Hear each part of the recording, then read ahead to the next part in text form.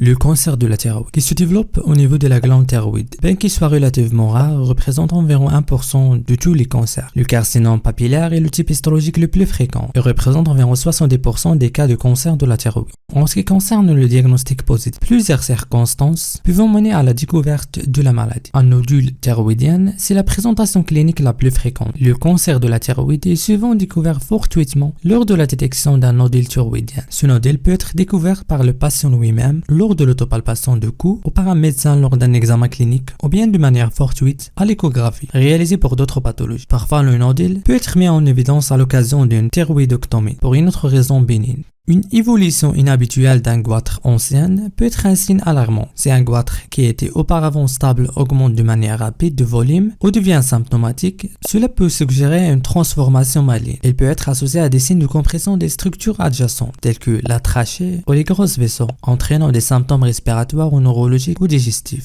Une adénopathie cervicale est une signe clinique important. Les ganglions lymphatiques du cou, en particulier les ganglions cervicaux, peuvent être envahis par les cellules cancéreuses provenant de la thyroïde. Des ganglions lymphatiques douloureux ou mobiles peut être un signe de métastase régionale. Et dans les rares cas, le cancer de la thyroïde peut se révéler par des métastases pulmonaires ou osseuses, mais rarement, souvent dans les formes les plus agressives comme les carcinomes anaplasiques ou médulaires.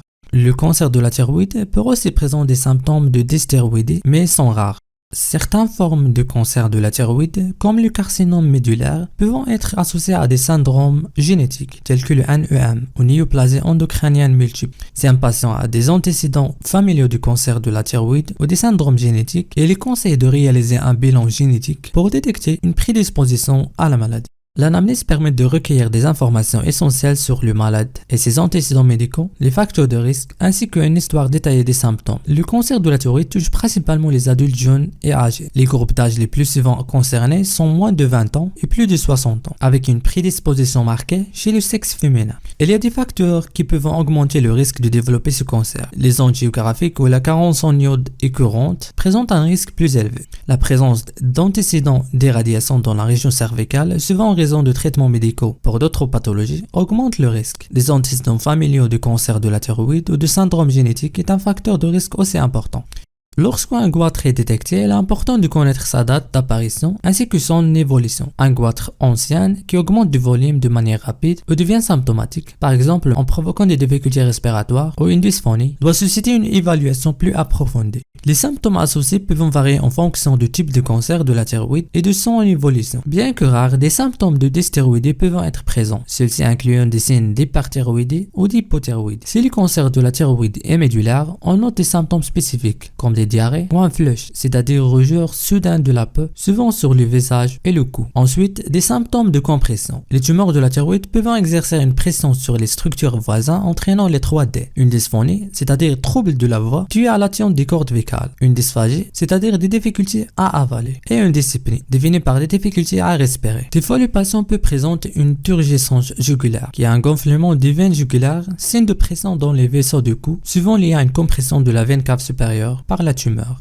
L'examen clinique du patient suspect du cancer de la thyroïde vise à évaluer les signes cliniques locaux, les signes de compression et d'éventuelles adénopathies et des manifestations systémiques qui pourraient suggérer des métastases. L'examen commence par l'inspection de la région cervicale. Il est important de rechercher des signes inflammatoires comme des rougeurs ou de chaleur locale qui peuvent suggérer une infection ou une inflammation. Il convient également de rechercher des signes de compression des structures voisines comme dans le cadre du syndrome de la veine cave supérieure qui peut se manifester par un gonflement du cou et du visage, une difficulté à respirer ou une turgescence des veines cervicales, comme on a dit précédemment. Lors de la palpation de la thyroïde, il faut rechercher un nodule dur, pierreux et irrégulier. Si le nodule est adhérent au plus profond, cela peut être un signe de tumeur invasive. Parfois, le nodule peut être sensible, ce qui peut évoquer une thyroïdite ou un carcinome médulaire. Si un goitre est présent, il sera généralement dur, anémogène et fixé, c'est-à-dire non mobile. La palpation des aires ganglionnaires peut rechercher des adénopathies cervicales qui peuvent indiquer une propagation de cancer aux ganglions lymphatiques voisins. Un examen ORL complet pour rechercher des signes de propagation locale du cancer ou des lésions synchrones. Une laryngoscopie permet d'examiner les cordes vocales pour détecter une paralysie récurrentielle, signe potentiel d'attente du nerf récurrent. Ensuite, l'examen général pour évaluer l'état global du patient et identifier les signes de métastases à distance. Une hépatomégalie peut indiquer des métastases hépatiques, des signes respiratoires ou des douleurs osseuses pouvant suggérer des métastases pulmonaires ou osseuses respectivement. La prise de la tension artérielle est particulièrement importante dans le contexte de la néoplasie endocrinienne multiple. car un phéochromocytome ou une tumeur des glandes surrénales peut être présent, ce qui entraînera des épisodes d'hypertension. La présence d'une altération de l'état général est exceptionnelle dans les premiers stades du cancer de la thyroïde, mais elle peut apparaître dans les formes avancées ou métastasiques.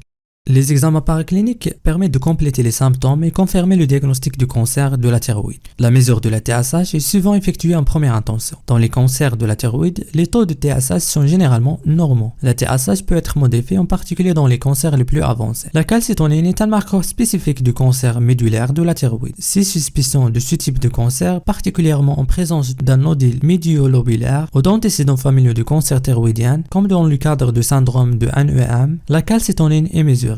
Des taux élevés de calcitonine sont quasi spécifiques du cancer médulaire et peuvent être utilisés pour confirmer le diagnostic. La thyroglobuline est généralement inutile pour le diagnostic, mais elle présente un intérêt pour la surveillance post-opératoire. D'autres tests sont réalisés en fonction des symptômes et des antécédents médicaux du patient. T4 et T3 mesurés pour évaluer l'activité hormonale de la glande thyroïdienne, ainsi que les anticorps anti-TPO et les anti-RTSH utilisés pour rechercher des troubles auto-immunes de la thyroïde, comme la thyroïdite de Hashimoto.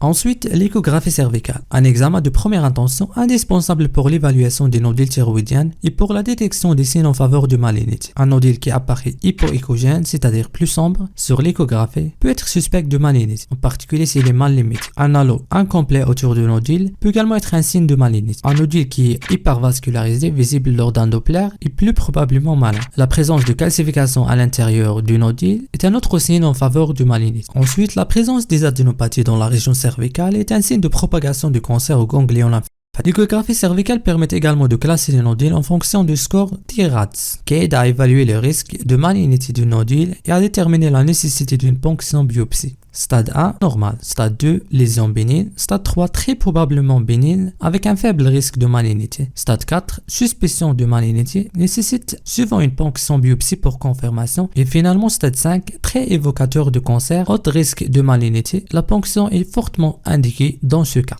La cytoponction est un examen fondamental pour confirmer le diagnostic en cas de suspicion de malignité. Il permet d'obtenir un échantillon de cellules de nodules thyroïdiens, qui est ensuite analysé pour évaluer sa nature bénigne ou maligne. La cytoponction est indiquée systématiquement pour tout nodule suspect de malignité, sauf dans le cas où une indication chirurgicale est présente d'emblée, c'est-à-dire dans le cas d'un nodule de taille supérieure à 3 cm, la présence de symptômes compressifs, par exemple dysphagie ou dysphonie, un goitre qui est plongeant, c'est-à-dire qui envahit les structures sous-jacentes, une gêne esthétique causée par la taille du nodule ou la déformation de la glande thyroïde. La cytoponction permet de classifier le risque de cancer selon la classification Bethesda, qui classe les résultats en plusieurs catégories allant de bénigne à très suspect de malignité, et ainsi d'orienter la stratégie thérapeutique. Si la cytoponction est positive pour les cellules malignes, cela confirme le diagnostic du cancer et la décision d'une chirurgie est prise. Si les résultats sont négatifs ou douteux, mais qu'il existe des symptômes de suspicion de malignité, une exploration chirurgicale peut être nécessaire pour exclure un cancer. La cytoponction est contre-indiquée en cas de trouble d'hémostase, qui risque du saignement lors de la procédure. Ensuite, la scintigraphie thyroïdienne n'est pas systématiquement utilisée pour tous les nodules. Elle est généralement recommandée en cas d'un nodule isolé associé à une hyperthyroïdie biologiquement avérée, qui pourrait indiquer un goitre toxique ou pré-toxique. La TDM ou l'IRM cervicale ne sont pas des examens de routine dans le cadre de diagnostic du cancer de la thyroïde. Cependant, ils peuvent être indiqués dans certaines situations spécifiques pour évaluer l'extension locale du goitre et les complications. Si le goitre ou le nodule exerce une pression sur les structures voisines, ces examens peuvent être utiles. Les examens d'imagerie peuvent aider à mieux comprendre l'extension du goitre plongeant dans la région thoracique et son effet sur les structures environnantes. L'histologie égale diagnostic de certitude du cancer de la thyroïde, réalisé après une thyroïdectomie. Si le diagnostic des cancers est établi par la cytoponction, une thyroïdectomie totale est souvent nécessaire pour éliminer complètement la glande thyroïdienne et les cellules cancéreuses. Dans les autres cas, où il y a un doute sur la malignité, une lobohysmectomie, c'est-à-dire l'ablation d'une partie de la glande thyroïdienne, est réalisée, avec un examen extemporané effectué pendant l'opération pour analyser les cellules en temps réel et déterminer si le cancer est présent ou non. Lors du diagnostic du cancer thyroïdien, il faut différencier ce dernier d'autres pathologies avec des symptômes similaires. Un kyste thyroïdien est généralement bien limité et anéchogène avec renforcement postérieur, c'est-à-dire ne capte pas des ondes ultrasonores de l'échographie. Un adénome thyroïdien froid est un nodule qui ne capte pas l'iode radioactif en scintigraphie, ce qui peut suggérer une lésion bénigne. Un adénome toxique, bien qu'il soit fonctionnel, c'est-à-dire produisant des hormones thyroïdiennes, ne montre généralement pas des caractéristiques malignes. Toutefois, un adénome toxique peut être associé à une hyperthyroïdie, ce qui permet de le distinguer du cancer de la thyroïde.